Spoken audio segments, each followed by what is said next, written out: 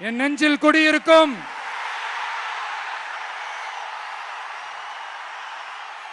கொங்கு மண்டல தங்கங்களே, திருப்பூர் பகுதி மக்களே, உங்கள் அனைவருக்கும் என்னுடைய வணக்கம்.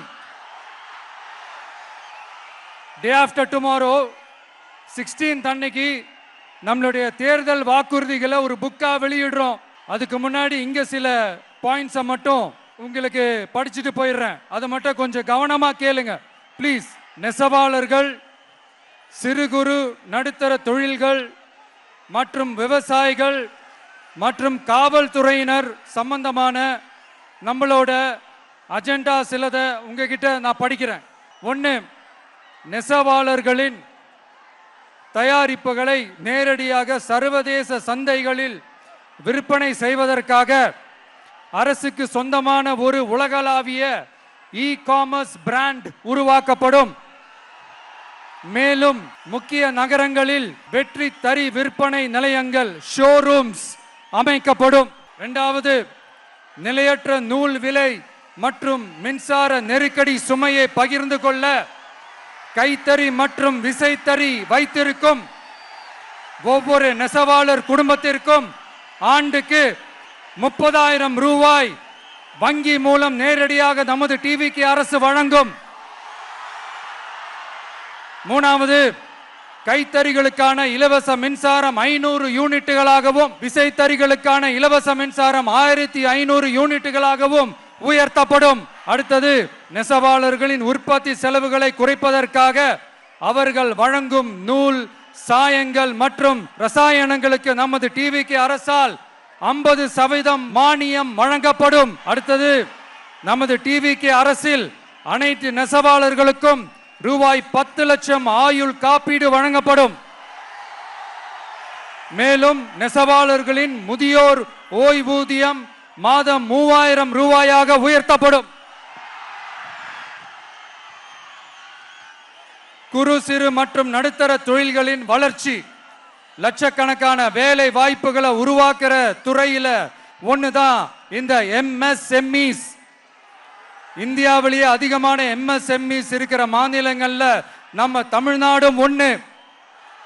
ஆனா இப்படிப்பட்ட இந்த பெருமைக்கு இன்னும் மிக பெருமை சேர்த்தது யார் தெரியுமா?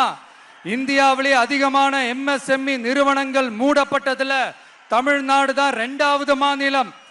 இந்த பெருமையை உண்டாக்குனது தான் திமுக ஆட்சியோட மிகப்பெரிய சாதனை. இப்போ இந்த குறு சிறு மற்றும் நடுத்தர தொழில்களோட வளர்ச்சிக்காக நம்ம டிவிக்கு அரசு என்னெல்லாம் செய்யும்னு கொஞ்சம் பார்க்கலாம். முதல்ல, நெருக்கடியில் உள்ள குறு சிறு மற்றும் நடுத்தர நிறுவனங்களுக்கு உதவுவதற்காக ரூபாய் 15,000 கோடி ஸ்டேட் கிரெடிட் கேரண்டி ஃபண்ட் உருவாக்கப்படும். இரண்டாவது, குறு சிறு மற்றும் நடுத்தர நிறுவனங்கள் மூடப்படுவதற்கான மிகப்பெரிய காரணங்களில் ஒன்று 400% மேல உயர்ந்துள்ள பீக் ஹவர்ஸ் மின் கட்டணம். இது குறிப்பாக ஜவுளி துறையில் உள்ள குறு சிறு மற்றும் நடுத்தர நிறுவனங்களை பாதித்துள்ளது.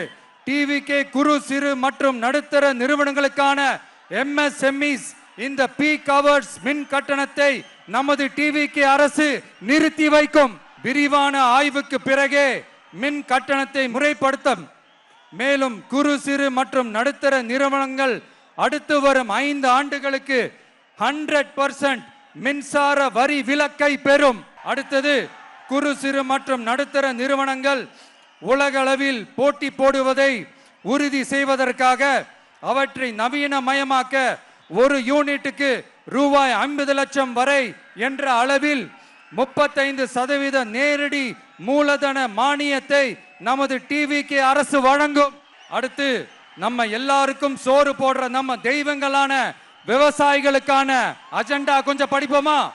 5 ஏக்கருக்கு குறைவான நிலம் உள்ள விவசாயிகளுக்கு வேளாண் கூட்டுறவு சங்கங்களில் வாங்கிய பயிர்க்கடன் முழுமையாக தள்ளுபடி செய்யப்படும். 5 ஏக்கருக்கு மேல் உள்ள விவசாயிகளுக்கு 50% தள்ளுபடி செய்யப்படும். அடுத்தது, குறைந்தபட்ச ஆதரவு விலைக்கு MSP சட்டப்பூர்வ உத்தரவாதம் வழங்கப்படும்.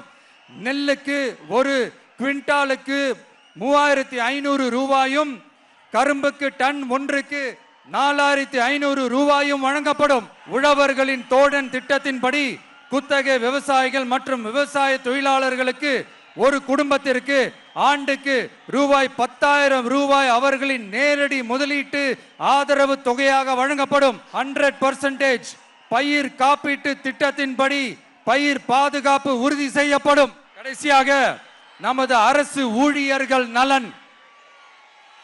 அரசு ஊழியர்களின் நலனுக்காக பழைய ஓய்வூதிய திட்டம் மீண்டும் வழங்குவது குறித்து நமது டிவிகே அரசு கனிவுடன் பரிசீலித்து மதிப்பீடு செய்யும்.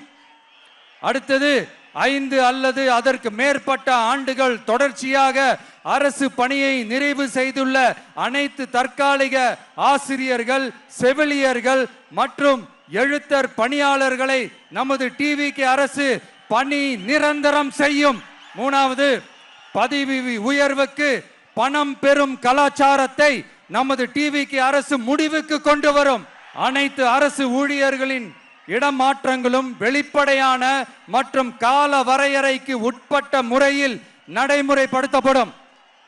4வது, காவலர்களின் அடிப்படை மாத ஊதியத்தை 18,200 ரூபாயிலிருந்து 25,000 ரூபாயாக நமது டிவிகே அரசு உயர்த்தும். அதிக மன அழுத்தம் உள்ள பணிகளில் ஈடுபடும் காவலர்களுக்கு பணிப்படியாக மாதம் 1000 ரூபாய் கூடுதலாக வழங்கப்படும். காவலர் நலன் மற்றும் பணி நிபந்தனைகள் சட்டத்தை, அதாவது police welfare and working conditions act, நமது டிவிகே அரசு இயற்றும். அச்சட்டத்தின்படி காவலர்களின் பணி நேரங்கள் முறைப்படுத்தப்படும். அதிக பணி சுமை கொண்ட காவலர்களுக்கு வாரத்திற்கு ஒரு சுழற்சி முறை விடுமுறையை உறுதி செய்யப்படும். சலவைப்படியை, அதாவது வாஷிங் அலவன்ஸ் 500 ரூபாயிலிருந்து 1000 ரூபாயாக உயர்த்தப்படும். மேலும் மதுரை, கோயம்புத்தூர், திருச்சி, திருநெல்வேலி, சேலம் மற்றும் வேலூர் ஆகிய இடங்களில் காவலர் நல மருத்துவமனைகள் நமது டிவிகே அரசு நிறுவும். கடைசியாக பெண் காவல்துறை அதிகாரிகள் பாதுகாப்பு நெறிமுறை அல்லது பாதுகாப்பு பணிகளுக்கு பணியமர்த்தப்பட மாட்டார்கள். பெண் காவல்துறை பணியாளர்களுக்கென தனி ஓய்வறைகளும் நடமாடும் டாய்லெட் யூனிட்டுகளும் அமைக்கப்படும். நீங்க எல்லாரும் இந்த விஜய 100% நம்பலாம். நான் உங்களுக்காக மட்டும்தான் வந்திருக்கிறேன். உங்களுக்காக நன்றி கடன் செலுத்துறதுக்காக மட்டும்தான் வந்திருக்கிறேன். போய் வாக்குறுதிகள் கொடுத்து நான் உங்களை ஏமாத்த மாட்டேன். அதனால உங்க அண்ணனுக்கு, உங்க தம்பிக்கு, உங்க மகனுக்கு, உங்க பிள்ளைக்கு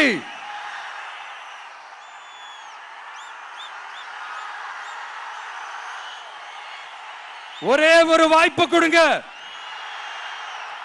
தயவு செஞ்சு விசில் சின்னத்துக்கு ஓட்டு போடுங்க. இது ஒரு விசில் புரட்சி தேர்தலா இருக்கணும். கான்பிடென்டா இருங்க. நல்லதே நடக்கும். வெற்றி நிச்சயம், வெற்றி நிச்சயம், வெற்றி நிச்சயம்.